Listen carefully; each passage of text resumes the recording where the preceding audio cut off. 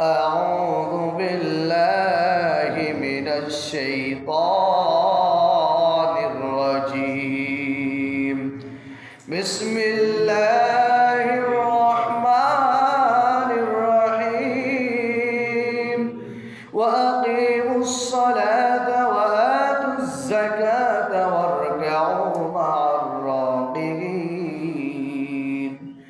وقال رسول الله صلى الله عليه وسلم الطهور شطر الإيمان أو كما قال عليه الصلاة والسلام আলহামদুলিল্লাহ সমস্ত প্রশংসা সেই মহান আলী শানের দরবারে লাখ শুকর সদুদ জুদুদ যে আল্লাহ সুবহানাহু ওয়া তাআলা আমাকে আপনাকে ভালোবেসে মায়া করে দয়া করে গ্রাম থেকে যা সাই করে বা সাই করে তার ঘরে আসবার বসবার পবিত্র জুমার 2 রাকাত ফরজিয়াত নামাজ আদায় করার সুযোগ করে দিল।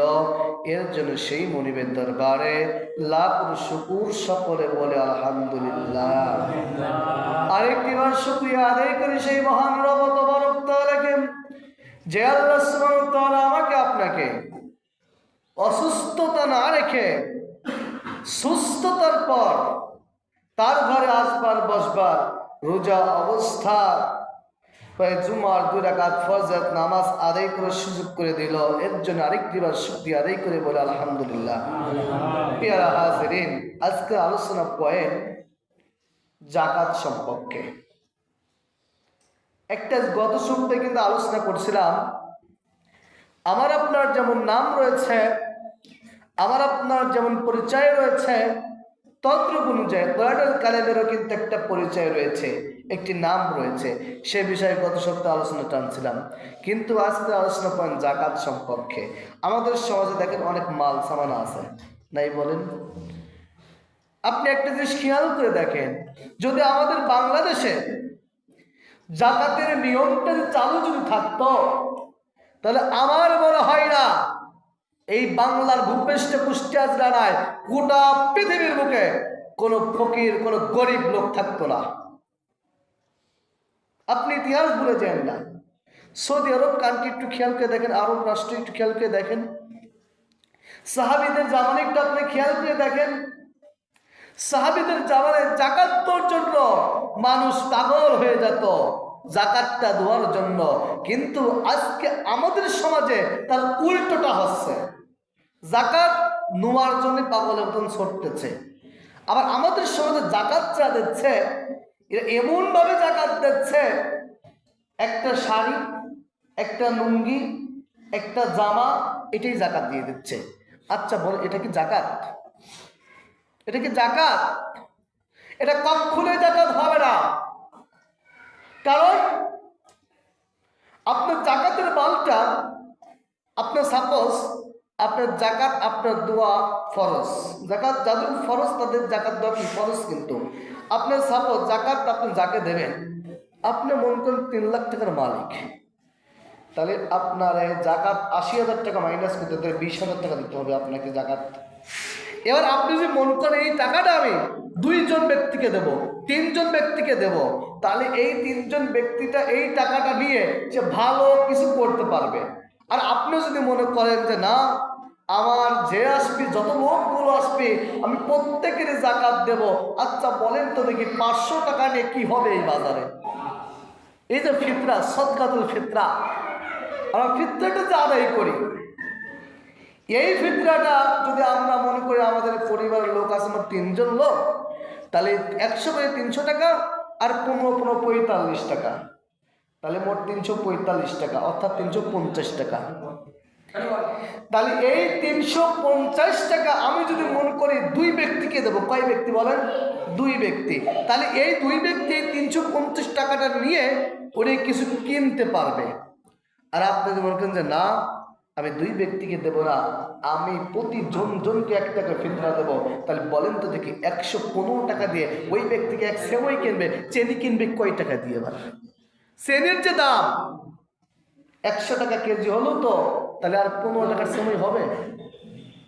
15 টাকার কি সেমাই হবে? হবে না কিন্তু বাজান। তাহলে 15 টাকার যেমন সেমাই তেমন হবে না, তাহলে আপনাকে কর্তব্য থাকতে হবে আমার ফিতরাটা দিয়ে যেন একটা গরিব মানুষ, একটা এতিম মানুষ ও যত ভালো মন্দ ভালো কিছু একটা ঈদের দিন যত কি খাইতে পারে, এরকম আমরা ফিতরা দেব। আমরা জোন দেখায় ফিতরা দেব না।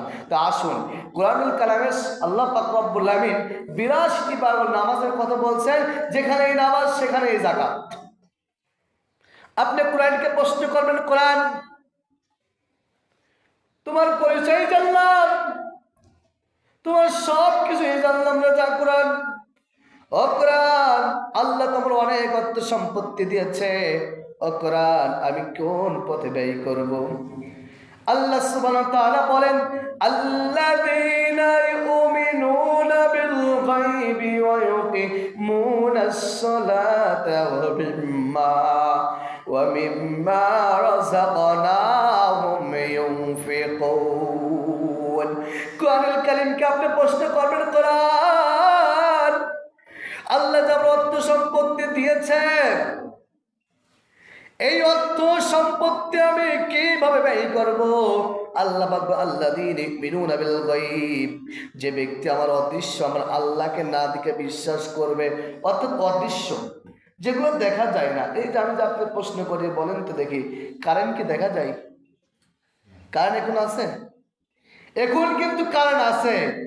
কারেন্ট চলে গেলে আমরা কিন্তু ঠিক পাই লাইট দিয়ে, অথবা কারেন্টের চিহ্ন দিয়ে আমরা কিন্তু ঠিক পাই। কিন্তু কারেন্ট যে কি জিনিস এটাকে আমরা দেখতে পাচ্ছি কোনোদিন? তাহলে আমরা বিশ্বাস করি কি কারেন্ট আছে। আমরা বিশ্বাস করি আল্লাহ আছেন, জান্নাত আছে, জাহান্নাম আছে। আল্লাহ বলেন আমার অদৃশ্য দেখে যা বিশ্বাস করবে, বিল গায়বি ওয়া ইউকিমুনাস সালাত, এবং যা সালাত যারা কায়েম করবে, ওয়া মিম্মা রাযাকনাহুম ইউনফিকুন, আর আমি আল্লাহ সুবহানাহু ওয়া তাআলা আমার এই বান্দার যে নিয়ামতটুকু দিয়েছি ওইটা যেন আমার বান্দা যেন আমার রাস্তায় ব্যয় করে। প্যারা হাজিরিন, যাকাতের ঘটনা একটি ঘটনা বলে আপনারা বুঝে যাবেন অল্প সহজে। আল্লাহর পয়গম্বর হযরত মুসা কারীমুল্লাহ, সবচেয়ে নবীদের ভিতরে রাগী নবী ছিলেন মুসা নবী, সবচেয়ে তর্কবিদ নবী ছিলেন আল্লাহর পয়গম্বর হযরত মুসা। মুসা নবী কেমন আপনার রাগী নবী ছিলেন? মুসা নবী কেমন নবী ছিলেন একটু গল্প বলে আপনি বুঝতে পারবেন। আল্লাহর নবী আর আল্লাহ সুবহানাহু ওয়া তাআলা দুইজন দুর্বল কথোপকথন চলতেছেন। মুসা আর আল্লাহ কথা বলতেছে। মুসা বলতেছে, আল্লাহ তুমি যদি মুসা হইতে আর আমি যদি আল্লাহ হইতাম তাহলে তুমি আমার কাছে কি চাইতে? আল্লাহ সুবহানাহু ওয়া তাআলা বলতেছে, মুসা তুই যদি আল্লাহ হতি আর আমি যদি মুসা হতাম তোর কাছে আমি সুস্থতা চাইতাম। তার মানে বোঝা গেল যে সুস্থতা একটা আল্লাহর অসংখ্য একটা নিয়ামত। সুবহানাল্লাহ বলা যায় না? একান্ত আপন জনের। আবার এরপরে কথোপকথন শেষ হয়ে গেল। মুসা আর আল্লাহর কথোপকথন যখন শেষ হয়ে যাচ্ছে, মুসা নবী বলতেছে, আল্লাহ তুমি কোনোদিন মুসা হইতে পারবা না। আর আল্লাহ বলতেছে, মুসা তো কোনোদিন আল্লাহ হইতে পারবে না। মুসা নবী এত রাগী নবী ছিলেন আর এত তর্ক করতেন মহান রবের সাথে, একান্ত আপন জনের। আমার তো মুসা নবীর যেমন একটু ঘটনা আমি বলতে চাই। মুসা নবীর বোন সফুরা, এই সফুরাকে বিয়ে দেওয়ার জন্য পাত্র খুঁজতেছে। পাত্র খুঁজতে খুঁজতে মুসা নবীর আপন চাচাতো ভাই কারণের সঙ্গে মুসার বোন মুসা নবীর বোন সফুরাকে বিবাহ দিয়ে দিলেন। বিয়ে দেওয়ার সঙ্গে সঙ্গে আমাদের সমাজে কিন্তু দেখবেন অভাব লাগে থাকে, লাগে না বলেন? অভাব অনটন কিন্তু লাগে।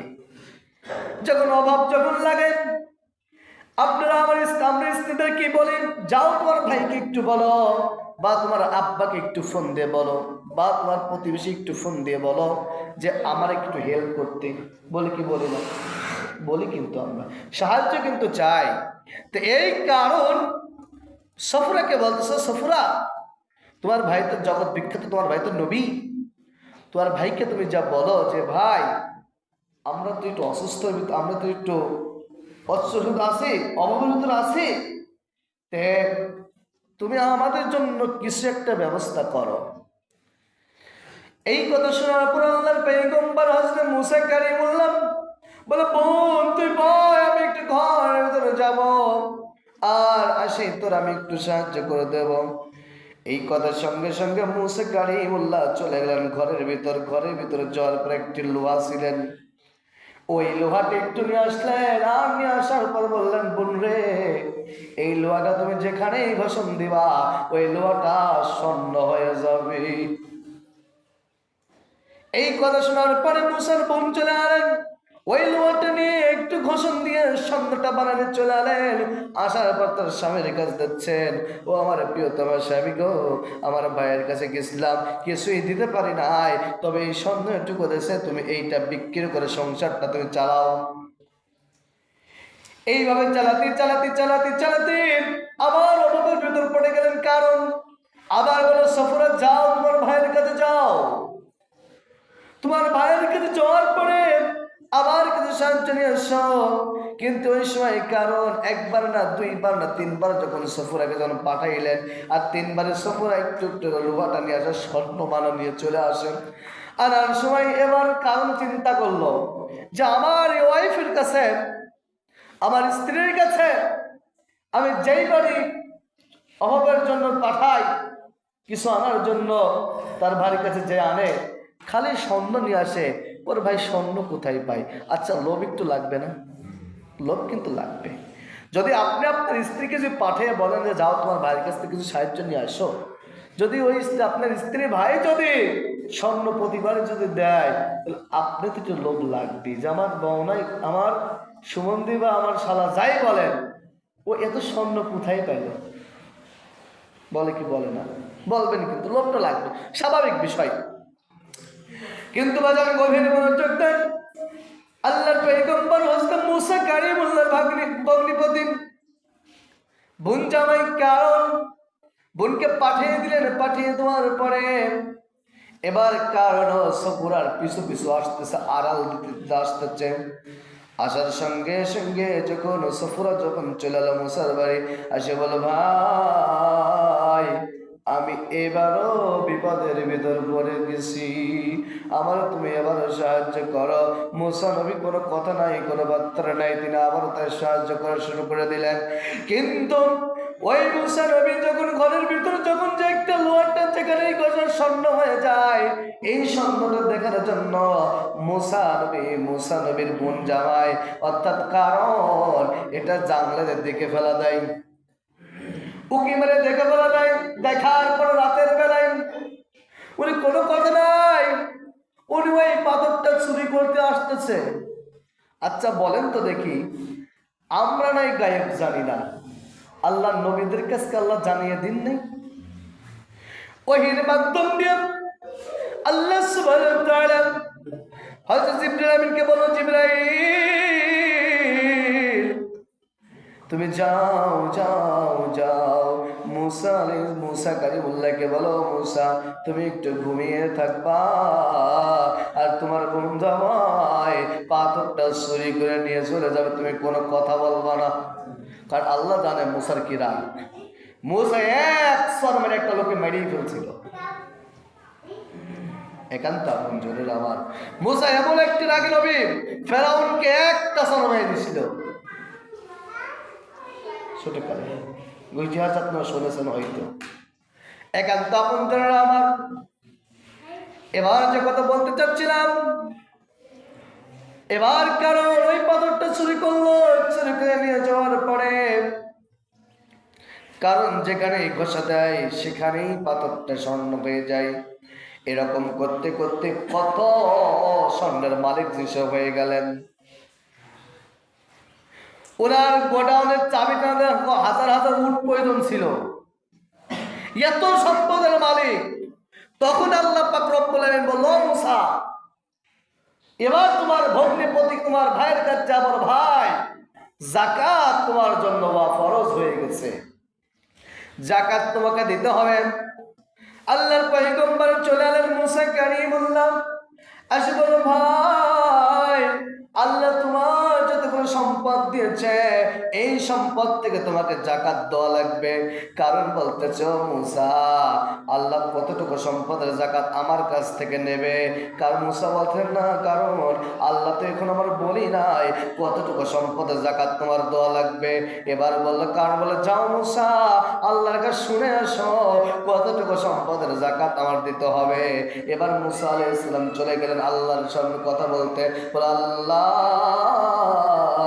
কারণ তো বলতেছে কতটুকু সম্পদ তাকে যাকাত দেওয়া লাগবে। আল্লাহ বলেন যা অর্ধেক। কি অর্ধেক?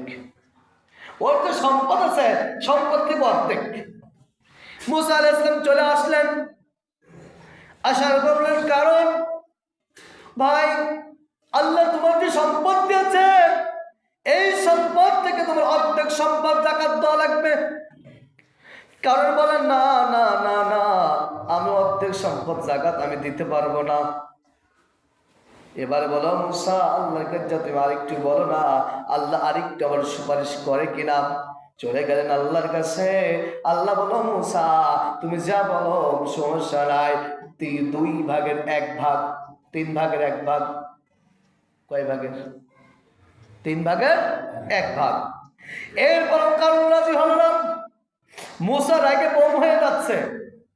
এমনি রাগী নবী, আপনি খেয়াল করে দেখবেন রাগী মানুষ যদি কোনো জিনিস যদি চায় বা কোনো কথা যদি কয়, যদি আপনি না শোনেন দেখবেন ও রাগে কিন্তু ফিটফিট করে ফেলা দেবে। মুসা কালিমুল্লাহ খুবই রাগ করতেছেন, রাগী মানুষ। তারপরেও একটা ধৈর্য করলো, ধৈর্য ধারণ করে আল্লাহ কাছে চলে এলো। আল্লাহ বলো ও মুসা আর কোনো সুযোগ নাই, এবার তুমি তোমার ভগ্নের প্রতিকে যা বলবা, কারণ আল্লাহ যে তোমার সম্পদ দিয়েছে এই সম্পদ থেকে 4 ভাগের 1 ভাগ তোমার দোয়াই লাগবে। এবার আর কোনো সুযোগ নাই। এবার চলে আসতে বলো, কারণ আল্লাহ তোমার যে সম্পদ দিয়েছে তুমি সেই সম্পদটাকে 4 ভাগের 1 ভাগ আল্লাহর কাছে দান করো। কয় ভাগের 1 ভাগ বলেন? 4 ভাগের 1 ভাগ। তো এখান থেকে আমরা বোঝা গেল যে 1000-এ 2.5 টাকা, সরি 100-এ 2.5 টাকা, এরকম করে যাকাতের কথা বলা হয়ে গেছেন। কিন্তু কারণ বলে আমি দেব না। মুসা আলাইহিস সালাম রাগা শুরু করে দিলেন। কিন্তু আল্লাহ বলে মুসা একটু ঠান্ডা হ, খেলা আমি খেলবো, তোর খেলতে হবে না। আল্লাহ মুসা বলে আল্লাহ আমি আর সহ্য করতে পারতেছি না, কেন যাকাত দেবে না? আল্লাহ তখন বলল মুসা তুই মানিস না, আমি দেখতেছি কি করা যায়। এবার আল্লাহ সুবহানাহু ওয়া তাআলা মাটিকে বলল, মাটি কারণকে ধর, ধরবে ইয়াতে পাকড়া কর। কারণকে পাকড়া করা শুরু করে দিল আল্লাহ। আল্লাহর অর্ডারে মাটি কারণকে পাকড়াও করে দিলেন। কারণ এখনো মাটির তলে প্রতিটা দিন 1 ফিট করে গাড়তেই থাকবে, ইয়াউমাল কিয়ামত পর্যন্ত কারণ গাড়তেই থাকবে। যারা যাকাত যা দেবেন আল্লাহ বলেন লাইন শাকারতুম লাযীদান্নাকুম ওয়া লাইন কাফারতুম ইন্না আযাবি লাশাদীদ। যারা আমার নিয়ামতের শুকরিয়া আদায় করবে আমি আল্লাহ সুবহানাহু ওয়া তাআলা তার নিয়ামতটা বাড়াইয়া দেব। আর যে ব্যক্তি আমার নিয়ামত পেয়ে নিয়ামতের শুকরিয়া আদায় করবে না আমি আল্লাহ সুবহানাহু ওয়া তাআলা তার নিয়ামতটাকে আল্লাহ ছিনাইয়া নেব। ইন্না আযাবি লাশাদীদ, নিশ্চয় আমি আল্লাহ এমন একটা আযাব দেব যা পৃথিবীতে কোনো কল্পনা করতে পারবেন না। আজ আমরা মনে করি আল্লাহ আমাদের এত টাকা দিয়েছে, আল্লাহ রাস্তায় কেন আমরা দেব, মনে হয় কমে যাই। একটা কথা মনে রাখবেন, আল্লাহ রাসূলের হাদিস, আমার কথা মিথ্যা হবে, আপনার কথা মিথ্যা হতে পারে, কিন্তু রাসূলের কথা মিথ্যা? কথা বলেন না কেন? রাসূলের কথা মিথ্যা? রাসূল কারীম সাল্লাল্লাহু আলাইহি ওয়াসাল্লাম বলতেছেন, ও আমার উম্মতেরা তোমরা শোনো শোনো শোনো, কোন মানুষ যদি আমার আল্লাহর রাস্তায় 1 পা আগায় আমার আল্লাহ সুবহানাহু ওয়া তাআলা আমার ওই বান্দার দিকে 10 কদম আগায়। আল্লাহ 1 পা গেলে আল্লাহ কি 10 পা গায়। আপনি 1 টাকা দান করবেন, কয় টাকা বাজান? 1 টাকা দান করবেন, আপনি 1 টাকা দান করবেন, এমনি মাসে আল্লাহ সুবহানাহু ওয়া তাআলা আপনাকে 10 টাকার সওয়াব দেবে। আর বলা হয়েছে যদি কোনো মানুষ যদি রমজান মাসে যদি 1 টাকা দান করে, আল্লাহ সুবহানাহু ওয়া তাআলা ওই বান্দাকে 70 টাকা দান করার সওয়াব দিয়ে দেবে। এই সুবহানাল্লাহ বন্ধুকে টাকা দেওয়া লাগবে? এত কৃপণতা করেন কেন? জবান দেওয়ার মালিককে। জবান বন্ধ করতে আল্লাহ সময় লাগবে? 1 মুহূর্ত লাগবে? সময় কিন্তু আল্লাহ লাগবে না। তাহলে একটিবার সুবহানাল্লাহ বললে আল্লাহ সুবহানাহু ওয়া তাআলা বলেন, যদি কোনো মানুষ যদি একবার সুবহানাল্লাহ যদি বলে, আমি আল্লাহ আমার ওই বান্দার জন্য জান্নাতের ভিতর একটি স্বর্ণের ইট তৈরি করে দিই। এরপর যদি ব্যক্তি সুবহানাল্লাহ একবার পাঠ করবে, আমি আল্লাহ সুবহানাহু ওয়া তাআলা ওই বান্দার জান্নাতে যায় এমন একটি গাছ দান করে, ওই গাছের ছায়া আপনার এই দুনিয়ার বুকের ঘোড়া যতদূর জড়বে, সবচেয়ে বড় ঘোড়া, যে ঘোড়াটার অনেক ওয়েট, গতি অনেক 100 ফিট গতি, এরকম হাজার হাজার গতি পর্যন্ত এই ঘোড়া দৌড়তে থাকবে, তাও ওই গাছের ছায়া দূর হবে না। একান্ত আপন জোরের আমার। তা আসুন, আমি যে আয়াত কারিমাটা নিয়েছিলাম সূরা বাকারা 43 নম্বর আয়াত। আল্লাহ সুবহানাহু ওয়া তাআলা বলেন, ওয়া আকিমুস সালাতা ওয়া আতুজ যাকাতা ওয়ারকাউ মা'আর রাকিঈন।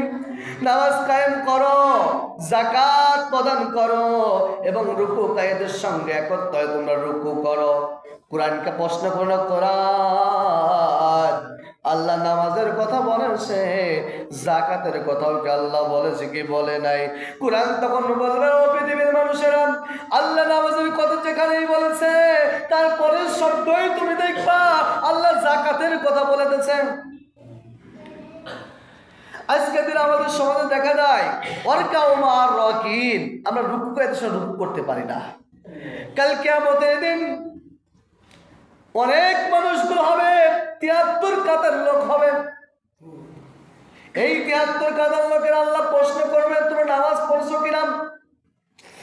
আর কবরের প্রথম প্রশ্নটাই হবে, আউয়ালু মা ইউহাসাবু বিহিল আবদু ইয়াউমাল কিয়ামাতিস সালাত। কিয়ামতের দিন সর্বপ্রথম নামাজের হিসাব হইবে। কিসের হিসাব বলেন তো? আল্লাহ জিজ্ঞেস করবে না তুমি কত টাকার মালিক ছিলে, আল্লাহ জিজ্ঞেস করবে না তুমি কোন পদ পেয়েছিলে, আল্লাহ জিজ্ঞেস করবে তুমি মন্ত্রী ছিলে কিনা, তুমি প্রধানমন্ত্রী ছিলে কিনা, তুমি এমপি ছিলে কিনা, তুমি চেয়ারম্যান ছিলে কিনা। এটা আল্লাহ প্রশ্ন করবে না। আল্লাহ প্রশ্ন করবে, ওয়া আকিমুস সালাত, তুমি নামাজ পড়ছো কিনা। আচ্ছা বলেন তো দেখি, মন্ত্রীর নামাজ পড়া লাগে না? মন্ত্রীদের নামাজ লাগে না? চেয়ারম্যানের নামাজ লাগে না? এমপির নামাজ লাগে না? লাগে। কিন্তু নামাজের জন্য রাসূল কারীম তার কিন্তু মোর শহীদ হয়েছে। নামাজের জন্য রাসূল কারীম উহুদের ময়দান দান শহীদ করে দিয়েছে, সাহাবী কিরামদেরকে জীবন বন্ধক দিয়েছে। কিন্তু আমাদের সমাজে কিছু লোক আবার দেখতেছি নামাজ পড়া লাগে না বলে তাদের দরবারে গেলি। এমনও ভণ্ড আমাদের বাংলার জমিনে অহরহ ঘটছে গাঁজা মুখে দিয়ে। আপনাদের কুষ্টিয়া জেলারই ঘটনা। একান্ত আপন জনের আমার, আমরা নামাজ পড়তে চাই না, আমরা নামাজ এত অমনোযোগী। কাল কিয়ামতের দিন নামাজের পার যদি আপনি পেয়ে যান, আপনার সমস্ত কিছু সহজ হয়ে যাবে। বাজান আমি একটা প্রশ্ন, আমি এক্সাম দিয়ে বুঝতে পারেন আপনারা, আমরা যা পরীক্ষা যা দিই, যারা স্টুডেন্ট যারা আমরা হয়ে জানি, পরীক্ষার হলে কিন্তু আমাদের ঢুকতে দেয়, আর এই কিন্তু ঢুকতে দেয় না। বোর্ড পরীক্ষা যখন শুরু হয়ে যায় তার আগে আমাদের ফর্ম ফিল আপ কিন্তু করতে হয়। কি করা লাগে না বলেন? করা কিন্তু লাগে। ফর্ম ফিল আপ যদি করো, যদি ফেলা দিই, আমাদের কিন্তু একটা অ্যাডমিট কার্ড আসে। বাংলায় বলে প্রবেশপত্র, কিন্তু ইংরেজি বলে অ্যাডমিট কার্ড। এই অ্যাডমিট কার্ড যদি আমরা না নিয়ে যাই, আমাদের পরীক্ষার হলে ঢুকতে জীবনেও দেয় না। তুমি ছাত্র কিনা না ছাত্র চেনবো কিভাবে বলেন তো দেখি? পরিচয় তো নাই। অ্যাডমিট কার্ডের প্রয়োজন হয়। অ্যাডমিট কার্ড নিয়ে গেলে আপনার পরীক্ষা ঢুকতে দেয়। তদ্রুপ অনুযায়ী নামাজ যদি আপনার ঠিক না যদি থাকে, ওই যে জান্নাতের দরজার সামনে তালাগুলো রয়েছে, কি বলেন? তালা। এই তালা খুলতে গেলে আমাদের চাবির প্রয়োজন। যদি চাবি আমরা না পাই, মিফতাহুল জান্নাতি সালাহ, নামাজ বেহেশতের চাবি। আমরা যদি চাবি যদি না পাই তখন তালা খুলবে কিভাবে বলেন তো দেখি? রাস্তা আছে? না না, রাস্তা কিন্তু নাই। আল্লাহ সুবহানাহু ওয়া তাআলা সূরা হজ 41 নম্বর আয়াতের ভিতর বলতেছে, তারা এমন লোক যাদেরকে আমি জমিনে ক্ষমতা দান করলে নামাজ কায়েম করবে, যাকাত দেবে, সৎ কাজে আদেশ এবং অসৎ কাজে নিষেধ করবে, আর সব বিষয় চূড়ান্ত পরিণাম আল্লাহর হাতে। আল্লাহ সুবহানাহু ওয়া তাআলা সূরা হজের ভিতর বলতেছে, ও পৃথিবীর মানুষেরা, তোমরা কোনো টেনশন করবা না। কি করবা না? কোনো টেনশন করবা না। ফাইসলা আমি আল্লাহই করি, ওয়ামাকার আল্লাহ আল্লাহু খায়রুল মাকিরিন। আল্লাহ বলেন পরিকল্পনার সমস্ত পরিকল্পনার মালিকই আমি আল্লাহ, কোনো টেনশন নাই।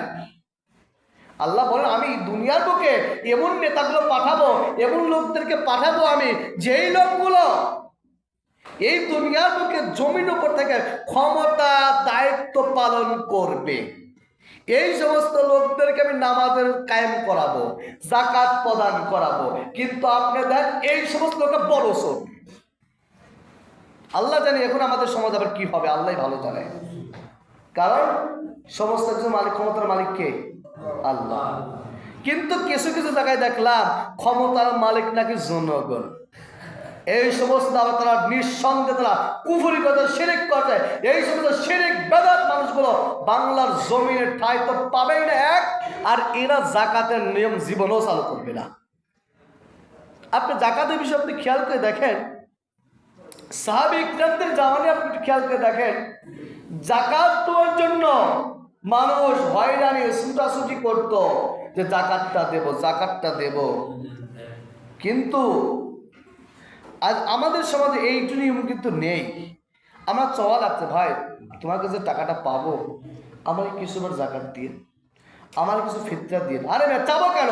তুমি যা দিয়ে আসবা, কারণ পরের টাকা তুমি নিয়ে পকেটে কেমনে ঘোরো রে ভাই। আমরা মনে করি যাকাত যেটা গরিব মানুষকে আমি দেব, এই টাকাটা মানে আমার টাকা, অসম্ভব। ওইটা ওর টাকা, পরের টাকা তুমি কেন পকেটে এনে ঘুরে বেড়াও? সাহাবী জামানে আপনি কবি খেয়াল করে দেখবেন, সাহাবী ইকরামরা যাকাত দেওয়ার জন্য মানুষের দ্বারে দ্বারে ঘোরাঘুরি করত। এক সাহাবী যাকাত দেওয়ার জন্য ছুটাছুটি করতেছেন, কোথাও যাকাত নেওয়ার মতো লোক পাচ্ছে না। কিন্তু ওই সাহাবীটা মরুভূমির ভিতরে, আচ্ছা তিনজন একটা মানুষ যদি না খেয়ে থাকে, ছুটাছুটি করে, বলেন তো সেই মাসটা পাগলে বেশি হয়ে যায় না? তো ওই সাহাবীটা পাগলে বেশ হয়ে একটা খেজুর গাছে এলাম দিয়ে সে ঘুমাচ্ছে, আরাম করতেছে। আর এক সাহাবী যাকাত খুঁজতে আসে, ওই লোকটা শুয়ে রয়েছে, মনে করতেছে মনে হয় এই সাহাবীটা খুব অভাবী। কি বলেন তো দেখি? অভাব। আমি এটাকে যাকাত দিই। দেখ বলছে ভাই ওঠেন তো, ভাই এই যে আপনি অভাব রয়েছেন, আপনি এটা করে দিয়ে গেলাম। বলে ভাই আমি অভাব না ভাই, আমি যাকাত দেওয়ার লোক খুঁজে বেড়াচ্ছি। তাই দেখেন ওই সময় দেখেন অভাবের দিন থাকার পরেও যাকাত নেওয়ার মতন কোনো লোক ছিল না। আর আমার বাংলাদেশের যাকাত দিতে গেলে কোনো লোক তো পাবো, যাকাত দেওয়ার লোক নেই। চোরের লোক অনেক আছে, চোর পাবো কি, লোক পাবো না, একান্ত আপন জনেরা।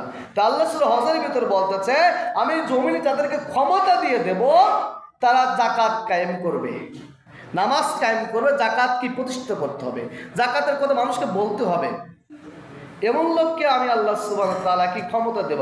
আল্লাহ সুবহানাহু ওয়া তাআলা সূরা আম্বিয়া 73 নম্বর আয়াতের ভিতর আল্লাহ সুবহানাহু জানিয়ে দিচ্ছেন, আমি তাদেরকে মানুষের নেতা বানিয়েছি, তারা আমারই বিধান অনুযায়ী পরিচালিত পথ প্রদর্শন করবে, আর আমি উহার সাহায্য তাদেরকে ভালো কাজ ও নামাজ কায়েম করার এবং যাকাত আদায় করার আদেশ করেছি, তারা খাঁটিভাবে আমার ইবাদত পালন করে। আল্লাহ বলতেছে পৃথিবীর মানুষেরা, আমি দুনিয়ার বুকে এমন নেতাগুলো পাঠিয়ে দেব, ওই সমস্ত মানুষগুলো আমার যে বিধান দিয়েছি, রাসূল করিম সাল্লাল্লাহু আলাইহি ওয়াসাল্লামের উপর যে হাদিসের কিতাব নাজিল হয়েছে, আমার যে কিতাব কোরআনুল কারীমটা নাজিল করেছি, এই দুইটা বুকের ভিতর যে জ্ঞানগুলো রয়েছে, এই জ্ঞানগুলো মানুষের দ্বারে দ্বারে বলবে তোমাদের নেতাগুলোরা। আজ আমাদের নেতারাই সালাম দিতে পারে না, আসসালামু আলাইকুম না বলে সালকুম সালকুম, কি বলে নাই? অর্থটা কি রে ভাই? আজ আমাদের দেশে এইটাই হয়ে যাচ্ছে, ঠিক মতো সালামও দিতে পারতেছে না। আমি বলতে চাই আর কিছুদিন পর দেখবেন আর সব ফাতিহাও করতে পারবে না। আমরা এই সমস্ত মূর্খ লোকদেরকে আমরা নেতা বানাবো। কিন্তু আল্লাহ বলছে পৃথিবীর মানুষেরা এমন নেতাদের কোনো লাভ হবে না। যে নেতা জাকাতের কথা বলবে, আদেশ দেবে, ওই লোককে তোমার নেতা বানাও, ওই সমস্ত লোকের রাজনীতি করো, কাজ চালাবা। কিন্তু কোন অসৎ লোকদের কোনো কাজ করা যাবে না, একান্ত আপনজনের। আবার সূরা মারিয়াম থেকে আল্লাহ সুবহানাহু ওয়া তাআলা বলতেছেন, আল্লাহ আমাকে বরকতময় করেছে, সেখানে আমি থাকি না কেন? এবং যতদিন আমি জীবন থাকবে ততদিন নামাজ পড়ব ও যাকাত করার জন্য আমি আদেশ করেছি। হয়তো মারিয়াম আলাইহিস সালামকে বলতেছে যে আল্লাহ আমাকে যতদিন, আল্লাহ যে বরকত আমাকে দিয়েছেন, অর্থাৎ যে বরকতটুকু আল্লাহ দিয়েছে, আমরা যতদিন থাকবো কি না থাকবো আমি আমার আদেশটা পালন করে যাব। তারা বাস্তব প্রমাণ দেখেন, নেতা ছিলেন বিশ্ব নবী সাল্লাল্লাহু আলাইহি সাল্লাম।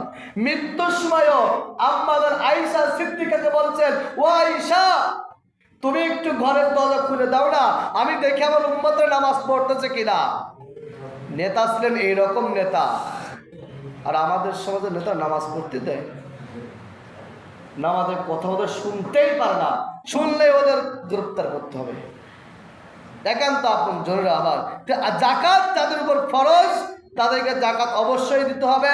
সদকাতুল ফিতরা, ফিতরা প্রত্যেকজন লোককে দিতে হবে। যদি মন করেন ঈদের নামাজ যদি আপনারা 8টায় যদি পড়েন, কয়টাই বলেন? 8টায় যদি পড়েন, 7:59 যদি কোনো কন্যা বা কোনো পুত্র সন্তান যদি হয়েছে, তার উপরেও ফিতরা ওয়াজিব ফরজ হয়ে যায়, তাকেও ফিতরা দিতে হবে। আর যেমন কি ঈদের নামাজ আপনার 8টায় পড়ছেন কিন্তু হয়েছে 8:01, তার ফিতরা নেই, কারণ ঈদের নামাজ তো হয়ে গেছে। অর্থাৎ ঈদের নামাজ হওয়ার আগ পর্যন্ত যে কোনো সন্তান জন্ম নেয় তার জন্য ফিতরা দিতে হবে। এর জন্য আমাদের সমাজ যেগুলো ফিতরা যাদের উপর ওয়াজিব, যাদের ফিতরা দিতে হবে তাদেরকে আমরা বুঝে ফিতরা দেবো। একান্ত আপন জরুরি। মানে প্রথমে কিন্তু আপনাদের বলেছি, ফিতরা কিন্তু দেবেন এমন লোকদেরকে দেবেন যেগুলো নামাজ পড়ে, যারা কি নামাজ পড়ে, এই লোকদেরকে আপনার ফিতরা দেবেন। আর বেনামাজে কোনো ফিতরা আপনারা দেবেন না, কারণ ফিতরাতে লাভ কি? ও নামাজে তো পড়ে না, কি দোয়া করে আপনার জন্য? আর আপনার নামাজি লোককে ফিতরা দেবেন, ওই লোকটা আপনি দোয়া করতে, আল্লাহ তোমার গোলামকে তুমি যে অর্থ দিয়েছ সেই অর্থটা আমাকে দিয়েছে, আল্লাহ তুমি তোমার গোলামকে মাফ করে দাও। কিন্তু আমরা আজকে লোককে ফিতরা দিই না। একান্ত আপন